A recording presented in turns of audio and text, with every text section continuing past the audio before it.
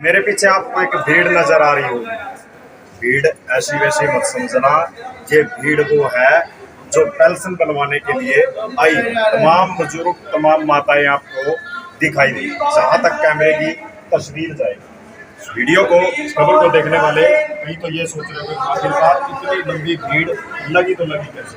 आपको बता दूं, जो कर्मचारी अधिकारी यहाँ पर काम कर लिया वो एक पेंशन के लिए, लेकिन भीड़ भारी भरकम दिखाई दे। बुजुर्गों से पूछ लेते हैं कब से खड़े हैं लाइनों में, कतार में, और पेंशन बनवाने के।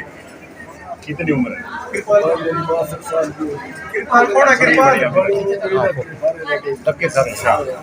सुबह 7 बजे की लाइन में जी।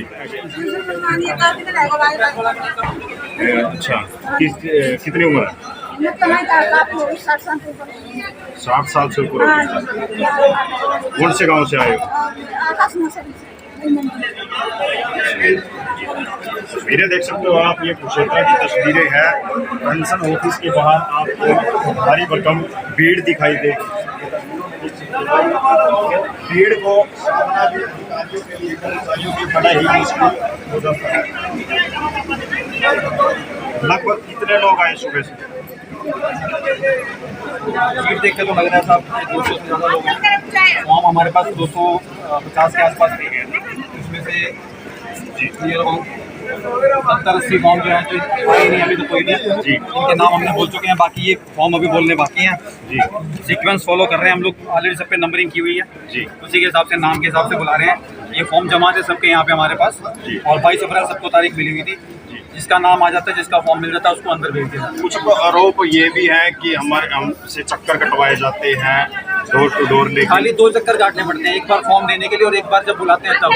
हम 1 या 1.5 महीने के बाद का टाइम देते हैं भीड़ के हिसाब से, लेकिन लोग समझते नहीं है, वो बीच बीच में दोबारा आते हैं। मैंने आपको बोला कि 1 जनवरी को फॉर्म दे दिया और 1 फरवरी को आना है। अगर आप बीच में आते रहेंगे तो फिर इसमें मैं तो कुछ नहीं कर सकता हूँ। पैसे भी आपके हैं, समय भी आपका है। अगर आप हर हफ्ते आना चाहते हैं तो मैं तो रोक नहीं सकता हूँ किसी को। अगर हमने टाइम दे दिया कि जो आपको टाइम दिया गया है उसके टाइम पे आओ। अगर सब अपने टाइम पे आ जाते, जैसे ये लोग हैं 70-80 फॉर्म हैं, ये लोग आज आए नहीं है, जबकि बोला गया सबको कि 22 तारीख को आना है। सबके ऊपर तारीख लिखी हुई है। अगर सब लोग अपने टाइम से आ जाए ना तो भीड़ हो ही ना। लोग क्या करते हैं, अपने टाइम पे आते नहीं है, फिर उसके 2 हफ्ते बाद 3 हफ्ते बाद आएंगे। मैंने फॉर्म जमा किया था, वो फॉर्म तो चला गया ना साइड में, आज तो उसको बुलाना है जो आज की तारीख वाले हैं। ये प्रॉब्लम होती है यहाँ पे। सिफारिश वाले भी आते होंगे? सिफारिश वाले मेरे पास तो नहीं आते सर, मैं तो फौजी आदमी हूँ, मैं नहीं सुनता किसी की। ये सारे मेरे सामने खड़े हैं, इनसे किसी से पूछ लो मैंने कुछ सुबह से किया हो, किसी से लिया हो या किसी से मांगा हो। बाकी सिफारिश वाले ऊपर कहीं से ऊपर होता तो मुझे पता। वैसे सिफारिश वाले आते नहीं है क्योंकि सब जनता यहाँ पे खड़ी है। मेरे पीछे में किसी को खड़ा नहीं होने देता, इसलिए कि भाई मेरे कान में कुछ मत बोले, ठीक है ना। संतुष्ट हो आप इनके काम से? जो संतुष्ट है, जनवरी को हम दिया एक हमारा पॉइंट रहता है कि जिनकी पेंशन है ना वही रुके। ये जवान आदमी जब भीड़ करते हैं ना उससे ज्यादा गड़बड़ होती है। ये हमारी रिक्वेस्ट है। इनकी बात है।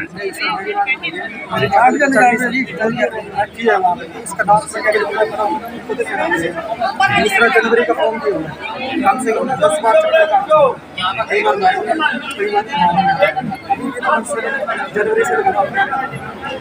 मैडम भी अकेली लगी। मैं एक बात कहना चाहता हूँ, जब ये फॉर्म आते हैं वो इस हिसाब से लिया जाए, 10 या 20 कितने दिन 10 निकाले जाएंगे या 20 निकाले जाएंगे, उस हिसाब से पब्लिक उतनी को इकट्ठी करेगी। ये पब्लिक ज़्यादा इकट्ठी करने का कोई फायदा है?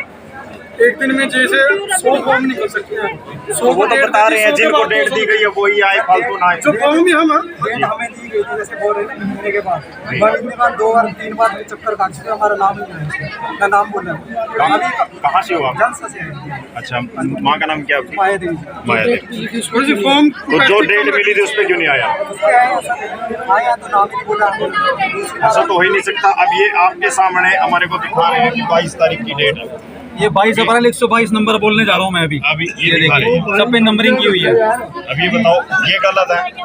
सर वो तो मेरे को नहीं पता ये गलत है, पर अगर सब अपने टाइम पे आ जाए ना तो प्रॉब्लम हो ही ना सर। जी। सब लोग अपने टाइम को फॉलो करें तो ये प्रॉब्लम ना हो, हमारा काम भी आसान हो जाए, जनता भी आराम से सुखी रहे। लेकिन प्रॉब्लम ये होती है कि लोग अपने टाइम पे नहीं आते हैं, फिर आके हमको ब्लेम करते हैं कि मैं 4 हफ्ते से आ रहा हूँ, 6 हफ्ते से आ रहा हूँ।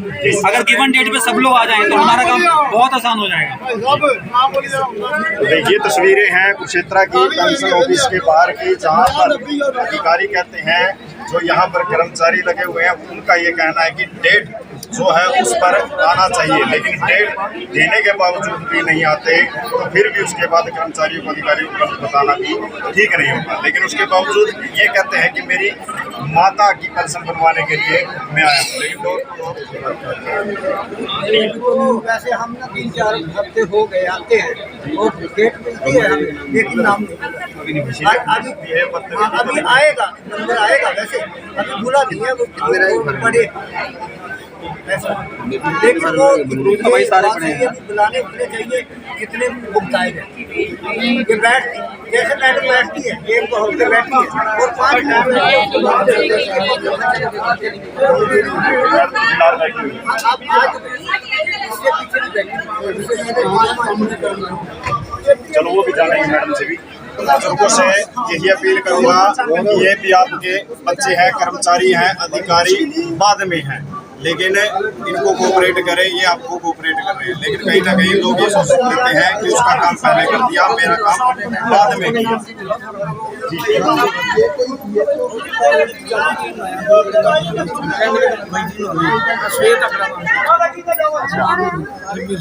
सुबह से खड़े फार्म निकले आया आपका? नहीं, फॉर्म से पड़े। अच्छा, उधर जमा को इनकी दिक्कत क्या है? इनकी दिक्कत ये क्या है? 22 ਨੂੰ ਆਇਆ ਜੀ ਮਸਲੇ ਜੀ। ਹਾਂਜੀ 22 ਨੂੰ ਆਇਆ ਸੀ, ਆ 20 ਨੂੰ ਕਿਹੜੀ ਵੀ ਨੂੰ? ਆ ਜਿਹੜੀ ਹੁਣ ਪਰਸੋਂ ਬਣੀ ਹੈ ਹਾਂਜੀ ਤੇ ਕਹਿੰਦੇ 22 ਨੂੰ ਆਣਾ ਜੀ। ਹਾਂਜੀ ਆ ਫਾਰਮੂਲਾ ਸੇ ਲੈ ਕੇ ਆਣਾ ਜੀ। ਬਾਊ ਜੀ ਜਿਹੜੇ ਫਾਰਮ ਪਹਿਲੋਂ ਜਮਾ ਹੈ ਨਾ, ਹਾਂਜੀ। ਦੇਖੋ ਅਸੀਂ ਤੇ ਕਿਸੇ ਨੂੰ ਮਨਾ ਨਹੀਂ ਕਰ ਸਕਦੇ। ਜਿਹੜੇ ਫਾਰਮ ਪਹਿਲੋਂ ਜਮਾ ਨੇ ਪਹਿਲੋਂ ਉਹਨਾਂ ਦੇ ਨੰਬਰ ਬੋਲੇ ਜਾਣਗੇ, ਸਭ ਦੇ ਉੱਤੇ ਨੰਬਰ ਪਾਏ ਹੋਏ ਆ। ਦੇਖੋ ਮੈਂ ਵੱਖਰੇ ਨਹੀਂ ਚੱਲ ਰਿਹਾ ਬਾਊ ਜੀ। ਇਹ ਸਾਰੀ ਦੁਨੀਆ ਸਾਈਨ ਵਾਸਤੇ ਹੀ ਖੜੀ ਆ ਇੱਥੇ, ਕਿ ਆਪਾਂ ਕੋਈ ਪ੍ਰਸ਼ਾਦ ਨਹੀਂ ਮੰਨਦੇ ਪਏ ਹੋਰ ਕੋਈ। ਸਾਰੇ ਸਾਈਨ ਵਾਸਤੇ ਹੀ ਖੜੇ ਆ। भेज रहे हैं, लाइनों में भेज ਜਿਵੇਂ ਇਹ ਫਾਰਮ ਮੁੱਕਣਗੇ ਤਾਂ ਹੀ ਤਾਂ ਤੁਹਾਡਾ ਨੰਬਰ ਆਏਗਾ ਜੀ। ਜੇ ਮੈਂ ਤੁਹਾਨੂੰ ਪਹਿਲੋਂ ਗੱਲ ਤਾਂ ਫਿਰ ਇਹਨਾਂ ਨੇ ਕਹਿਣਾ ਮੈਂ ਤੁਹਾਡੇ ਕੋਲ ਲੈ ਲਿਆ ਆ। ਮੈਂ ਇਹਨਾਂ ਨੂੰ ਵੀ ਜਵਾਬ ਦੇਣਾ ਨਾ ਜਿਹੜੇ ਇੱਥੇ ਖੜੇ ਨੇ ਬੰਦੇ। ये बताओ किसी कर्मचारी ने अधिकारी ने तो ऐसा कुछ नहीं हुआ, लेकिन हमारे पास फोन कॉल पर ये बात आ रही थी कि मिसबिहेव कर्मचारियों द्वारा, अधिकारियों द्वारा हो जाती है, लेकिन फिलहाल ये झूठ साबित हुआ। आइए अब मैम से बात करवा देते हैं, जो कि साइन भी कर रही है और साथ के साथ इनको गाइड भी कर रही है, जो माताएं हैं, बुजुर्ग। क्या कुछ कहोगे इनकी पेंशन को लेकर? पेंशन ऐसा है कि जो इलिटरेट लोग हैं, जिनके पास एज का ये कहते हैं कि उनकी एज है पर कागजों में जो है वो कम दिखाई देता है, तो उनको फिजिकल वेरिफिकेशन के लिए एक बार यहाँ देखना पड़ता है और उनको रेफर करते हैं। लेकिन प्रॉब्लम क्या आती है कि लोगों को अगर रोक दो, बाई अपीयरेंस नहीं दिख रहे, तो वो एज पर वोटर कार्ड अगर कम है तो वो एकदम लेटेस्ट बनवा लेते हैं। लेटेस्ट में जब पीछे का रिकॉर्ड मांगते हैं 2004 का, तो वो रिकॉर्ड नहीं लेके आते। दिक्कत क्या है कि बहुत सारे एजेंट्स हैं, वो उनको बहला फुसला के और वो लेके आते हैं इनको यहाँ, ठीक है। और जब उनको पैसे उनको रिटर्न करने होते हैं एजेंट्स को, तो प्रॉब्लम आती है, फिर वो कंप्लेंट्स बाजी में आते हैं। तो ऐसा नहीं है, ऑफिस अपना बेस्ट दे रहा है, लेकिन एजेंट को तो हम नहीं कुछ भी कर सकते। हमारी कोशिश रहती है, हमने ब्लॉक लेवल पे, कमेटी पे, न्यूज़पेपर में सब तरफ से ये किया हुआ है कि भाई अगर किसी को कोई इस तरह से बरगलाता है तो वो ऑफिस में आके कंप्लेंट कर सकते हैं। लेकिन पब्लिक है नहीं मानती और नहीं समझ में आ पा रहा। और इसमें जो वोटर कार्ड है, जो 94 में जिसकी एज कंप्लीट है वो वैसे भी कंप्लीट ही होगी। आज में मतलब 33 है, उसको ऑनलाइन अप्लाई कर सकते हैं। लोग रिकॉर्ड लेके ही आना नहीं चाहते। सरकार ने जो 2005 तक का रिकॉर्ड है जिसमें एज जो है कंप्लीट है वो ठीक माना हुआ है, लेकिन वो उन लोगों के लिए है जो बिल्कुल लिख पढ़ नहीं सकते। अब हर आदमी ही वोटर कार्ड में मेंशन लगवाना चाहता है, क्योंकि उसमें बाय अपीयरेंस या कोई भी जजमेंट नहीं है। तो कोई फर्जीवाड़ा भी सामने आया, कोई वोटर कार्ड को लेकर या आधार कार्ड को लेकर पैसे की लेन देन? आधार कार्ड एक्चुअली हमारे पास जो है वो एज का वो नहीं होता, लेकिन पेंशन लगाते हैं तो वो वो इसलिए होता है कि पहले 2 जगह से बेनिफिट ला। हाँ, लेकिन है जैसे अभी हम चेक कर रहे थे तो एक ने 59 का वोटर कार्ड अभी दिया, 59 में तो वोटर कार्ड बन भी नहीं गए। तो या तो वो ट्रेस करते हैं जिसमें करे मतलब वो करके, जब उनको होल्ड पे करते हैं तो फिर ओल्ड इतनी कंप्लेंट डालते हैं, क्योंकि वो एजेंट डलवाते हैं।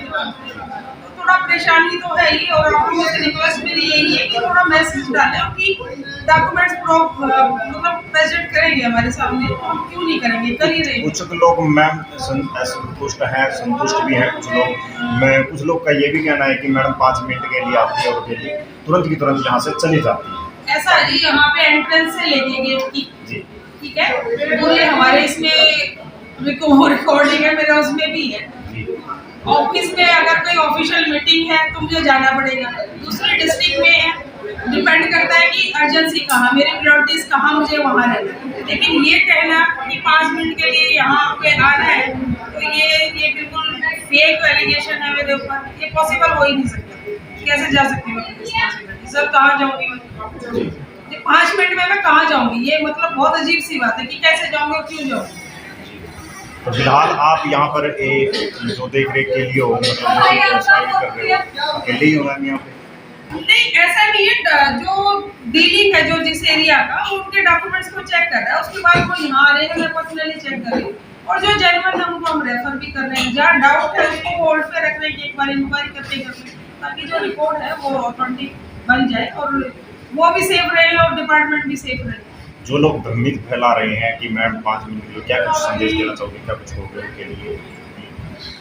देखो ये पब्लिक का पॉइंट ऑफ व्यू है ना, वो जो मैंने बताया है कि ये मेरी भी कई बार इनडायरेक्टली जो एप्लीकेंट यहाँ आ जाते हैं उनके फ़ोन से मैंने बात की, उनको मिसलीड करते हैं कि भाई पैसे लेके हो रहा है, या सीएससी से कई बार पैसे लेके जाते हैं, या जो एजेंट है इनको बहका के लेके आते हैं, जब उनका काम नहीं होता, इन टाइम नहीं होगा।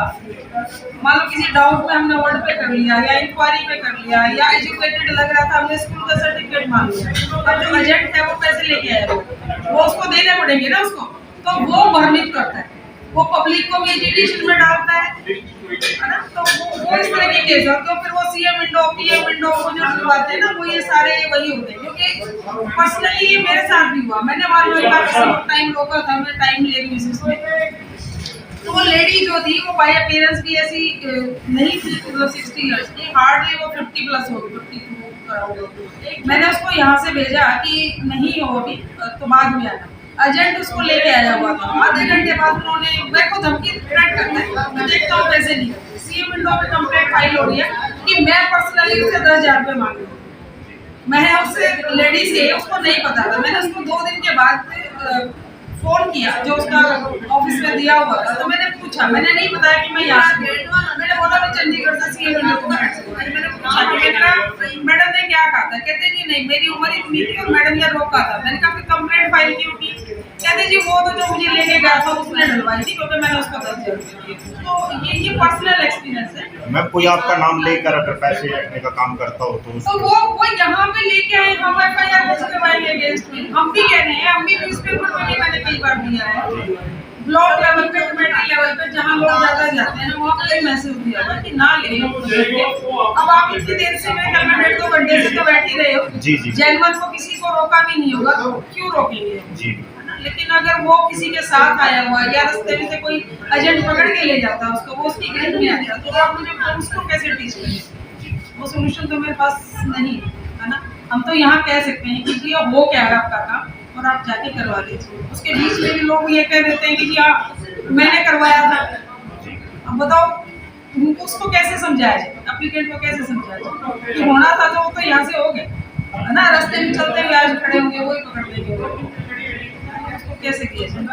और उसके लिए हमने जब भी लगभग हम करते हैं, नीचे से जो गार्ड है उनको बुला के रखते हैं, पुलिस से कई बार हम इन राइटिंग में हेल्प मांगते हैं, कैमरा मेरे ऑफिस के अंदर है कि अपनी तरफ से पूरी कोशिश की हुई है, अगर कोशिश है जी सुधार।